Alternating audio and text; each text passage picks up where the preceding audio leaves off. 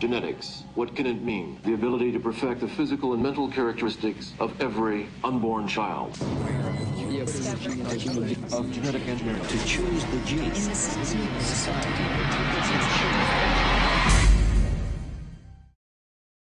The ideas once covered in science fiction, such as the movies Gattaca, are now becoming reality. Test tube babies and designer babies from genetic engineering are becoming more customary every day. On July 25, 1978, the first test tube baby was born in Great Britain, sparking a debate over health, evolution, religion, and equality. This controversy became aggravated with the introduction of genetic engineering into the in vitro process. In this process of genetic engineering, two processes can take place. One option consists of a three-person parentage. For example, if an aspect inside the mother's eggs is defective, pieces of a third party's eggs can be used as a substitute. The mother's eggs are united with the father's sperm and their genes are transferred into the third party's healthier egg. Unwanted genes from the third party are then removed and the new embryo is implanted into the mother. Alternatively, if the couple has strong sex cells and viable genes, they can choose from their own gene pool. A couple's genes are selected for what they want: intelligence, height, hair color, health, and the like. The practice of positive gene selection is not a new one. For centuries, humans across the globe have been breeding to produce what they believe will be the best humans possible. This act of discouraging or encouraging certain people to reproduce for optimal results is known as eugenics. The biggest example of eugenics occurred in Nazi Germany in the 1930s and 40s. The Jewish population underwent pressure to have less children before their eventual mass murder to prevent their continued survival. A lesser-known instance happened in the United States from the 1930s to the 1970s. Eugenicists could deem a person mentally deficient and have them sterilized. Mentally deficient could include people with a low IQ, with a criminal history, or with an impoverished family history. Over 60,000 victims were forced or coerced into undergoing the sterilization surgery. Both the eugenics of the past and the active genetic engineering of the present have caused debates on both sides of the issue. Those for it argue from a perspective of health and evolution, while those against advocate for religion and equality. Many advocate that genetic engineering will help in the aspects of illness and defects in our children.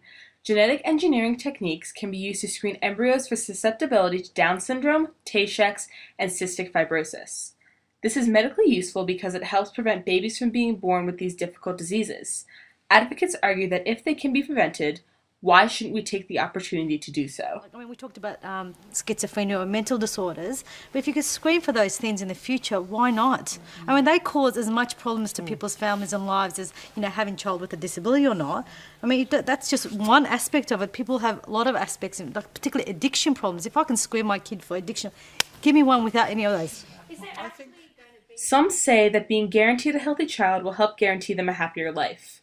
One family with a son with a blood clotting disorder states, the embryos, as like my husband said in the picture there, we've lost our house because we've lost our incomes, our lives have been completely turned upside down. We have to care for our child, which we love, 24 hours a day for the rest of his life. He's in nappies. Another family states, we were a 1 in 4 chance of having that child with cystic fibrosis. How did you feel about that possibility I of wasn't having a going to child? take that risk.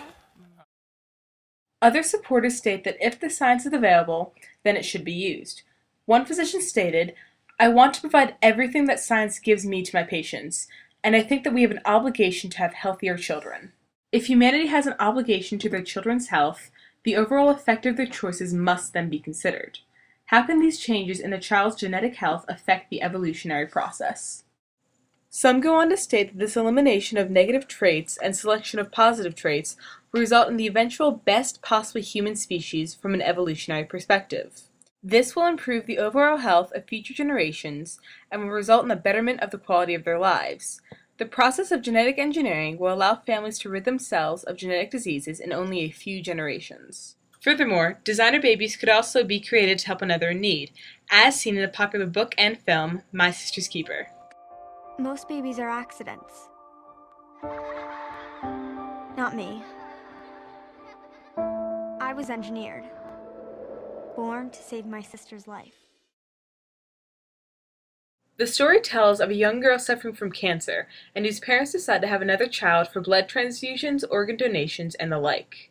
This genetic matching of children is no longer just a thing of books, though. It has become a commonality in our society. Supporters of genetic engineering state that not only do these matched children help their sibling overcome a disease, they also aid in great medical advancements in finding eventual cures. Having an ideal human race would cause much productivity in the global community. Ideal scholars, politicians, athletes, artists, doctors, and other professionals could bring us a happy, peaceful society. Human beings will have the power to decide the future of the genetic world, an ability that is equally awe-inspiring and daunting. Conversely, many oppose genetic engineering on the grounds of religion, believing that tampering with an unborn child's genes is immoral and equates to playing God. Some believe that man is falling for Satan's original deception by attempting to take the place of God, and the results could be disastrous.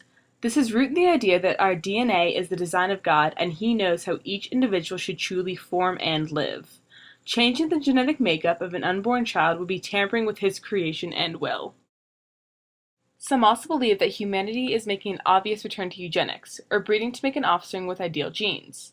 Most humans consider it bad to be disabled, short, fat, etc., so we can easily kill off the embryo that may possibly have defects and design our own better baby.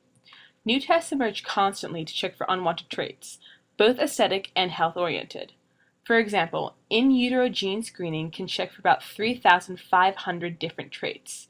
When humanity attempts to play the role of God in creation, the decision to kill a baby in the womb becomes much simpler. As history has shown, it is a very quick and deadly road to travel on. The belief stands that humans take the role of God by performing His duties when we don't know the consequences that it can bring. It is presumptuous for us to say that we are wise enough to know what an improvement of the human species is, says Leon Kass, a bioethics professor at the University of Chicago. Opponents to genetic engineering pose the question, do we think we know better than God? To them, genetically engineering humans amounts to playing God without knowing the full extent of the long-term impact on society.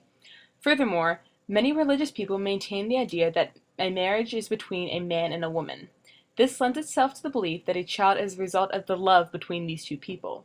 So, to them, if humans use technology to invent their own offspring, it takes away from God's idea of family and love.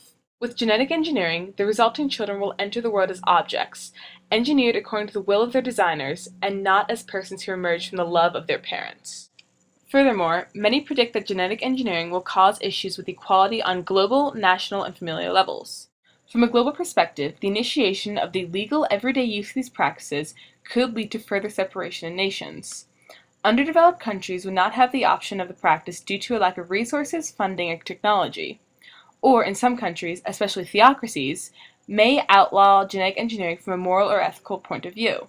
Some nations would come to have a strong, perfect population of attractive, smart, and healthy individuals, while others would continue along the natural path with less extraordinary abilities.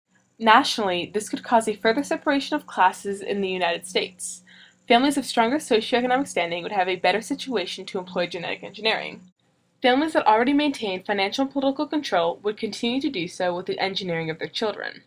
With ideal intelligence, these children would be able to perform their duties at the top of society. Conversely, families from a poorer, less powerful class could not afford the genetic engineering process. This separation that already exists would become exacerbated in that those in the upper class would elevate their standards while those in lower class would fall further behind. We see this potential situation in the popular young adult novel, The Pretties. The story tells of a society in which people are forced to undergo a beautifying surgery at age 16 to become the most perfect version of themselves. Those that refuse the surgery are cast out of the community and thought of as lesser beings. Situations such as these may become a reality, as expressed by some scholars, such as Dr. Nicholas Agar. He poses the question, will genetic enhancement bring the social arrangement to an end, creating societies in which unenhanced people are viewed by their genetic superiors in much the same way we currently view chimpanzees, suitable for drug testing and zoo exhibits, but little else. On a familial level, children would be expected to grow up to become a certain type of individual. Essentially, a child will be programmed for a certain skill set and lose the freedom of experiencing anything else. Individuality and free life choices may be lost. He or she would never have the ability to choose his or her hobbies and eventual profession. Genetic engineering may also cause a child to pose the question if his or her parent would love them even if he or she was not perfect. As we move into the future, technology will make great strides, especially in the fields of genetics. Some will stand against it as others usher it into our everyday lives.